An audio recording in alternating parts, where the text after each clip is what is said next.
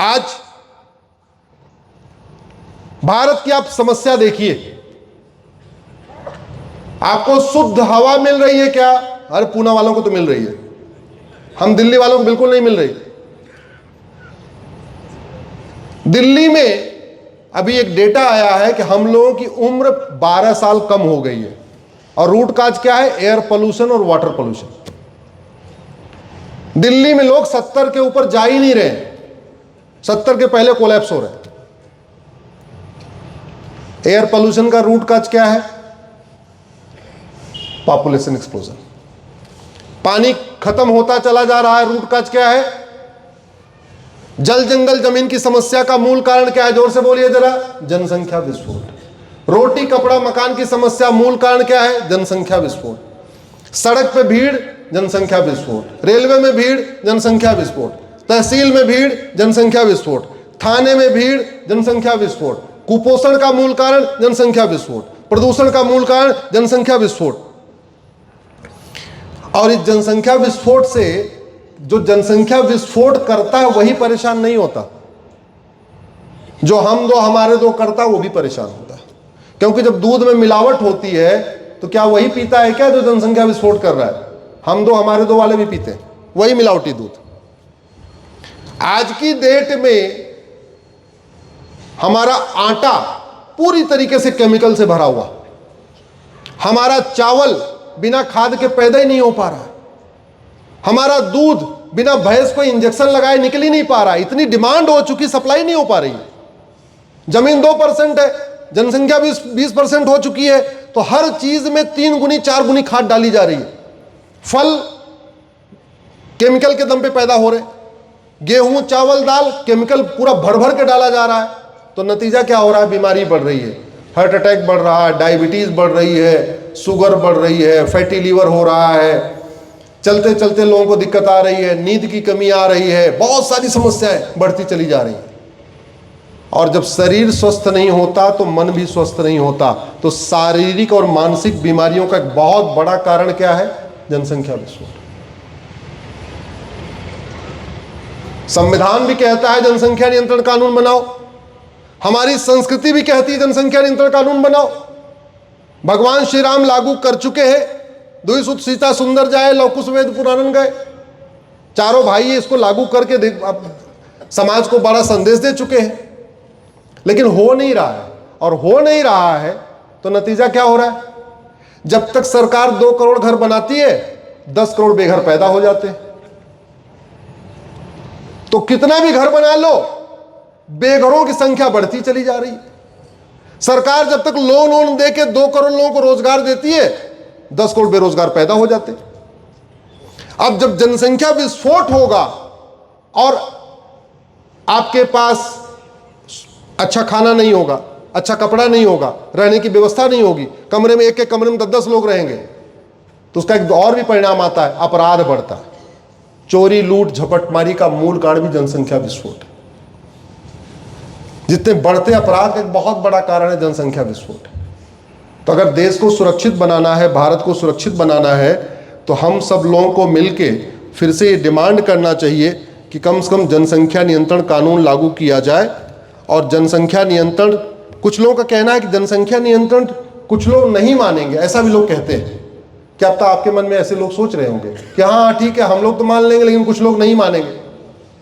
देखो भैया सीधी सी बात है, दवाई अच्छी होगी सब मानेंगे, दवाई गड़बड़ होगी तो कोई नहीं मानेगा। अब दवाई क्या करना? भारत का संविधान का आर्टिकल 11 कहता है कि नागरिकता देने और नागरिकता लेने के लिए कानून बनाओ। सिटीजनशिप देने और सिटीजनशिप लेने के लिए कानून बनाओ। और एक कानून बनाया भी नेहरू जी ने, आपको दिख रहा होगा 1955 में बना हुआ ये।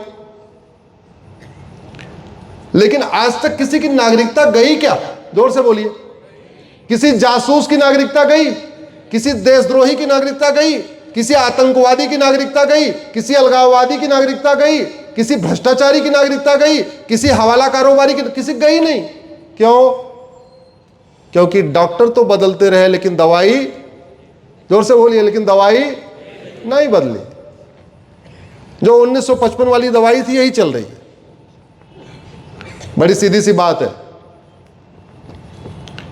इस कानून को बदला जाए और इसमें सिटीजनशिप लेने और सिटीजनशिप देने के लिए टर्म्स कंडीशन रख दिया जाए।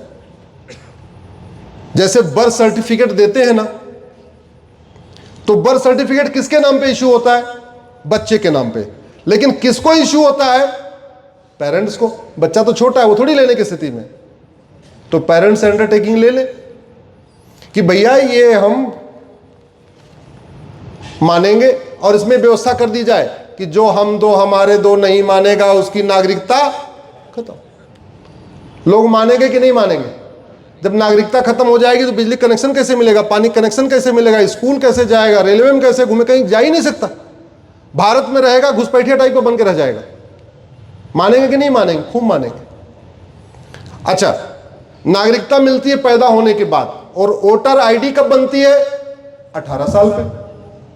तो 18 साल पे तो पैदा होते ही पेरेंट्स से ले लिया अंडरटेकिंग, और 18 साल पे जिसको सिटीजन वोटिंग का राइट दे रहे हैं उससे अंडरटेकिंग ले ले कि मैं भारत को मानूंगा, भारत की संस्कृति को मानूंगा, भारत की परंपरा को मानूंगा, भारत के त्योहार को मानूंगा, छत्रपति शिवाजी महाराज को मानूंगा, रामकृष्ण को मानूंगा, और हम दो हमारे दो को भी मानूंगा। और जो तोड़े ले लो उसकी वापस। किसी ने रोका क्या?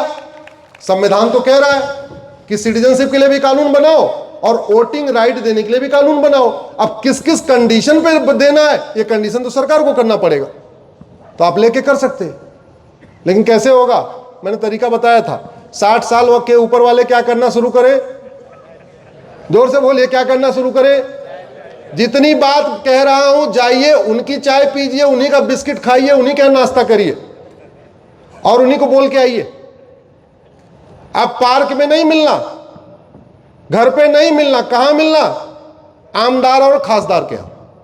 शुरू करेंगे क्या? हाथ उठाइए जरा, कौन कौन शुरू करने वाला? बोले भारत माता की, भारत माता की। टाइम पूरा हो गया है। संविधान का विवरण चाहते हैं, चिट्ठी आई हुई है।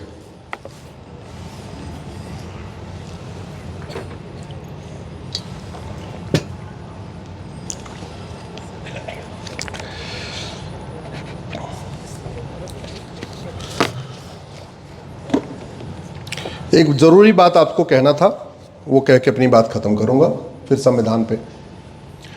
वैसे आप लोग थक गए, बंद कर दिया जाए यहीं पे।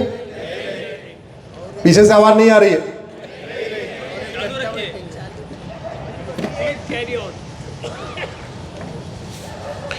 मेरी एक पीआईएल घुसपैठ पे चल रही है, जिसमें मैंने 2017 में जब आंकड़ा दिया था तो कहा था 5 करोड़ आ चुके हैं।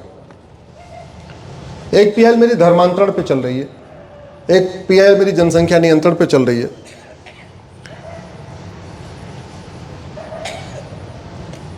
योगी जी कहते हैं बटेंगे तो, जोर से बोलिए, बटेंगे तो।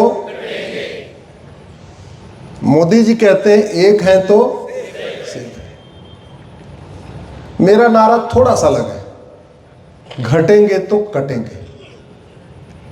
जोर से बोलिए, घटेंगे तो, और जब जब घटे तब तब कटे, और जहां जहां घटे वहां वहां कटे। दुर्योधन के ननिहाल में हम थोड़े से घटे, तब वो गंधार था, और जैसे ही घटे वहां कटना शुरू हुए, और इतने कटे कि ब्राह्मण क्षत्रिय वैश्य दलित खत्म हो गए, हिंदू जैन बौद्ध सिख खत्म हो गए, और अब उसको अफगानिस्तान कहते हैं। राजा भरत का ननिहाल, जहां से माता कैकेयी आई थी, वहां थोड़ा सा घटना शुरू हुए, और फिर अत्याचार शुरू हुआ, कटना शुरू हुआ, और वहां कटते गए, और राजा भरत का ननिहाल कैके पाकिस्तान बन गया। बांग्लादेश, जिसको 1971 में आजाद कराने के लिए हमारे 20,000 सैनिकों ने बलिदान किया, इस बांग्लादेश को बनवाने में हमारी 20,000 बहनें विधवा हो गई। इस बांग्लादेश को बनवाने में हमारे 20,000 माता पिता के बुढ़ापे का सहारा छिन गया। इस बांग्लादेश को बनवाने में कम से कम 40,000 बच्चे अनाथ हो गए, क्योंकि अगर 20,000 मारे गए, अगर एक को 2-2 मानिए तो कम से कम 40,000 बच्चे अनाथ हुए।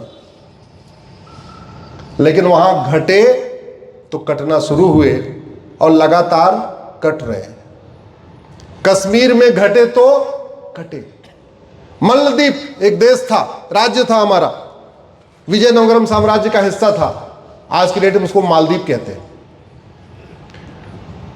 भारत के 13 टुकड़े हुए पिछले 200 साल में, और वो 13 जहां जहां हम घटे वहां वहां कटे, और जैसे ही कटे वो टुकड़ा अलग हो गया, और लगातार हम घट रहे हैं। भारत के 9 राज्यों में हम घट चुके हैं। मेरी PIL चल रही है सुप्रीम कोर्ट में।